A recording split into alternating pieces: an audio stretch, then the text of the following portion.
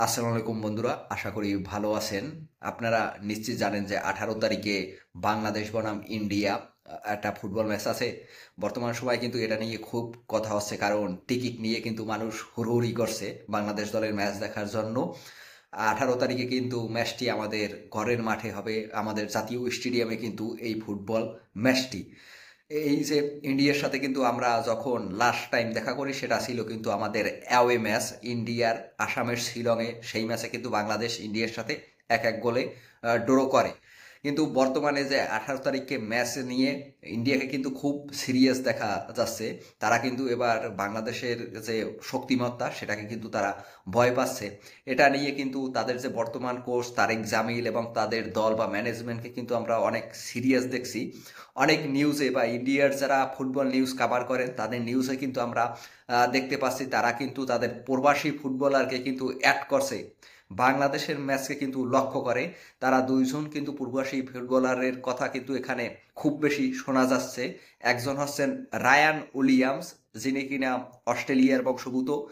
সেই প্লেয়ারটাকে কিন্তু ইন্ডিয়া দলে তারা কিন্তু অ্যাড করার চেষ্টা করছে। আর একজনের নাম হচ্ছে অভিনীত ভারতী। এই প্লেয়ারটাকেও কিন্তু তারা তাদের দলের সাথে ক্যারি করবে, স্পেশালি হয়তো বাংলাদেশ ম্যাচেই তাদের দেখা যেতে পারে। তো বুঝতেই পারছেন যে তারা বাংলাদেশ ম্যাচটা কতটা গুরুত্বের সাথে নিচ্ছে, এবং বাংলাদেশের যে বর্তমান দল যেখানে হামজা চৌধুরী, শামির সোম এবং আরও অনেক যে প্রবাসী ফুটবলাররা বাংলাদেশ দলে এসেছে, এবং তারা যে লাস্ট টাইম হংকংয়ের সাথে যেভাবে পারফর্ম করেছে, সো ভারতের ভয় পাওয়ার কারণ থাকবেই। এবং বাংলাদেশ যে ঘরের মাঠে কতটা শক্তিশালী বা কতটা ভালো ফুটবল খেলতে পারে সেই জিনিসটা কিন্তু তারা মাথায় রাখছে। বন্ধুরা, আপনারা কি মনে করেন? আমি তো মনে করি এবার বাংলাদেশ ভারতকে খুব খুব চাপে রাখবে, এবং এই ম্যাচে বাংলাদেশ অনেক ডমিনেট করবে। এই ম্যাচে ভারতকে একেবারেই বাংলাদেশ ছেড়ে দিবে না। নিজেদের ঘরের মাঠে খেলা এবং দর্শকরা যেভাবে উজ্জীবিত হয়ে আছেন, একটা দর্শকের যে চাপ ভারত কিভাবে সামাল দেবে সেটা এখন দেখার বিষয়। আমি মনে করি এই ম্যাচে বাংলাদেশ নিশ্চিত একটা জয় নিয়েই ঘরে ফিরবে।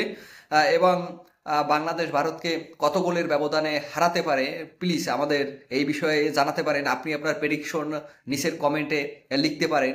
হয়তো হামজা চৌধুরী, শামির সোম এবং জায়ান আহমেদরা ইন্ডিয়ার বিপক্ষে অসাধারণ পারফরমেন্স করবেন সেই আশা রাখছি। আজকের এই পর্যন্তই, দেখা হবে নেক্সট ভিডিওতে। আরও এই বিষয়ে কথা বলবো।